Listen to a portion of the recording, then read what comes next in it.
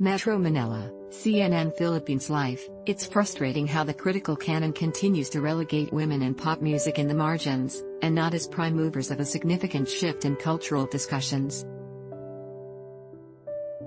The pervasive erasure of women's narrative in Philippine music history is just plain obvious, as if they can only be considered great if mythologized as a muse, passive, divine-like in action and posture, and created by men to fulfill one's creative desire, or feel validated if endorsed by so-called arbiters of taste whose opinions are shaped by rockist ideals and patriarchal sensibilities. How often do we hear established critics heap praises on the enduring songwriting legacy of Odette Quesada, the genius behind pop hits that defined the 80s? Why are we not talking about the impact of Sampaguita's Cecile Colico in pushing the envelope of Manila sound and disco in the 70s? How come that whenever we talk about the great works of Sharon Cuneta, Geneva Cruz, or Rosine Velasquez, entertainment and music writers would rather steer the conversation to the men that wrote and produced the material? Why do we obscure the fact that Cynthia Alexander, Barbie Malbus, and Kitchi Nadal are also equally as important as their male peers every time we gravitate the discussion on the alternative rock boom of the 90s and early 2000s? On rare occasions that a female pop star tries to take control of her own narrative, give way to the woundedness of her soul, and dabble into experiments, the move is often met with a polarizing response. Gatekeepers and music critics don't take her seriously, dismissing the attempt to bust the strongholds as empty grandstanding or lacking in originality.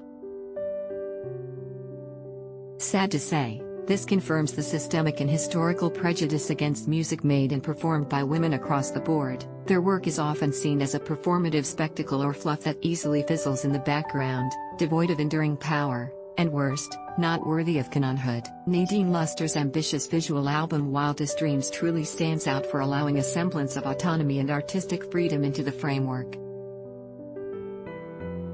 This special project marks the first time that the multimedia star assumes captainship by aligning with a collective that best serves her vision, exploring her intimate journey as a major focal point. Just like countless pop and R&B stars whose quest for self-affirmation lies on finally breaking out of the mold, the former Viva talent's latest release was unfairly dismissed by some critics as a calculated showcase of vanity and image control.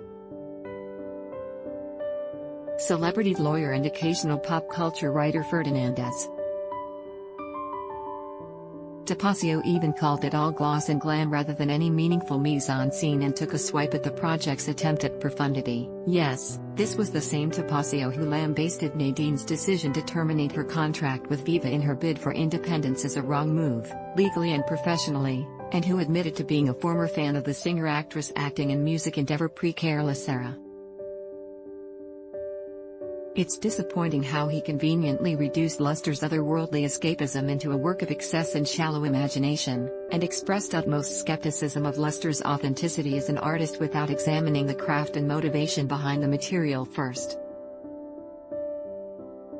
His words feel like an outright dismissal motivated by personal bias, rather than a sound critique. Our notion of what works as pop music has always been defined by tradition and passiveness, that it must be weird seeing a woman become a person and force of her own doing, and gather the confidence to break away from what used to be an oppressive environment deterring growth and ambition. Contrary to unreliable readings, Lustre's Wildest Dreams is a statement of creative liberation and empowerment, and it's also a gamble worth pursuing.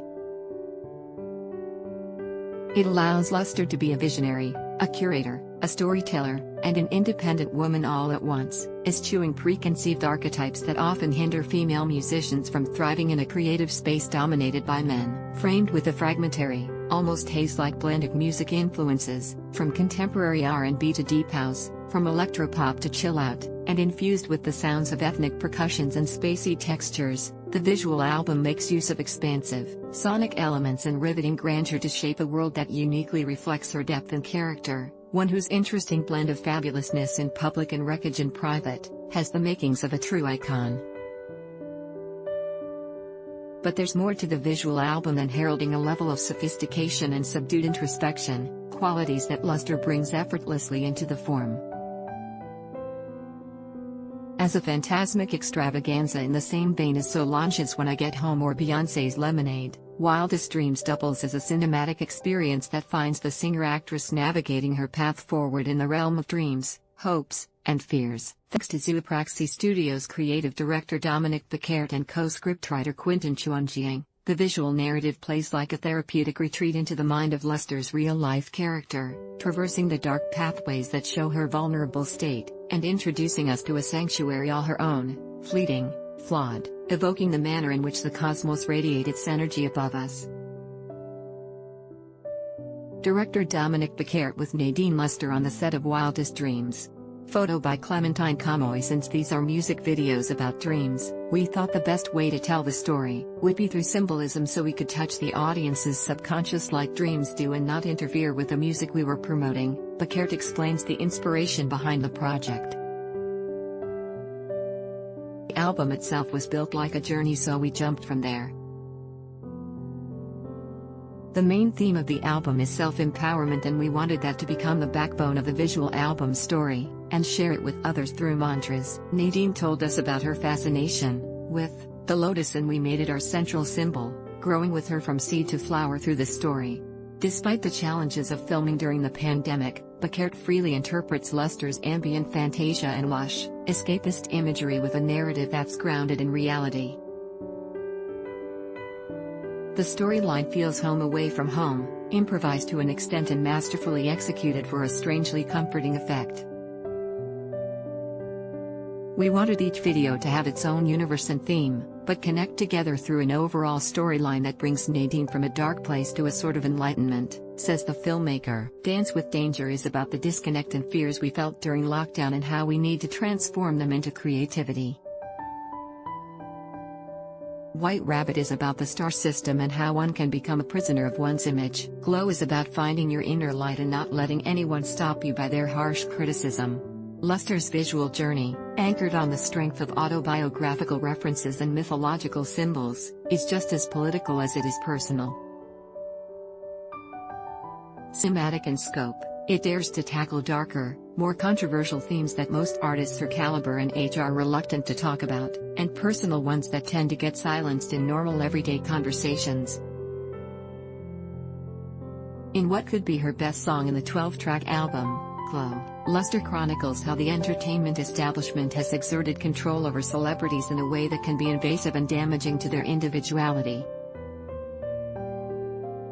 The video offers an incisive commentary on the commodification of feminine grace, the insistence of the powers that be to box celebrities as mannequins, or like Botticelli's The Birth of Venus, a seductive muse glorified for its divine beauty but repeatedly used for business gains. Lustre thinks it's never too late to change the course of the game. She burns flags and emerges as a warrior princess and a phoenix whose legacy is no longer chained to someone's reign.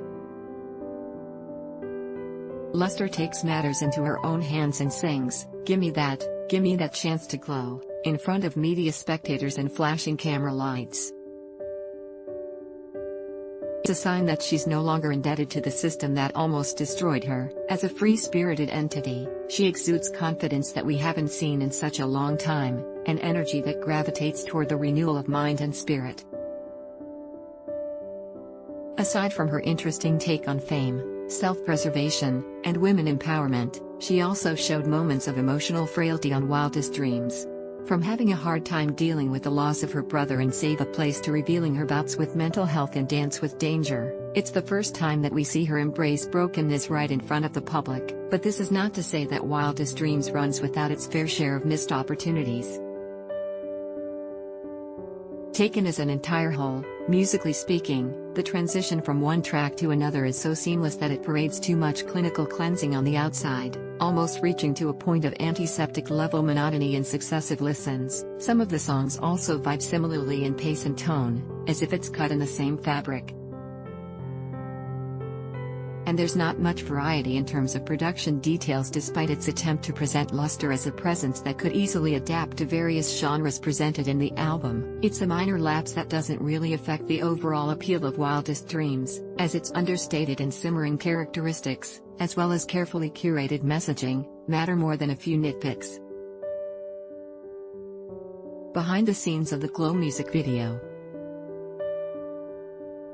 Photo by Clementine Comoy. Wildest Dreams is Lustre's most intimate work, and her most compelling artistic statement since her award-winning performance in the 2018 film Never Not Love You.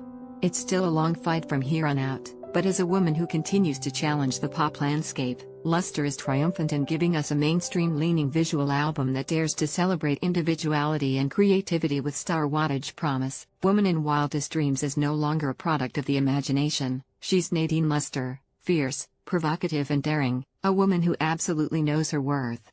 Ad block test.